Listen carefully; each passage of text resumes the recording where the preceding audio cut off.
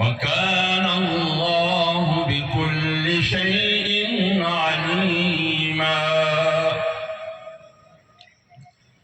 يا أيها الذين آمنوا اذكروا الله ذكرا كثيرا وسبحوه بكرة وأصيلا. هو الذي يصلي عليكم وملائكته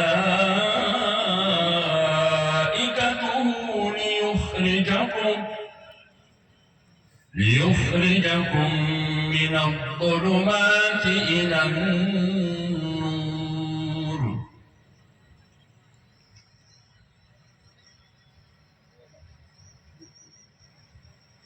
صدق الله مولانا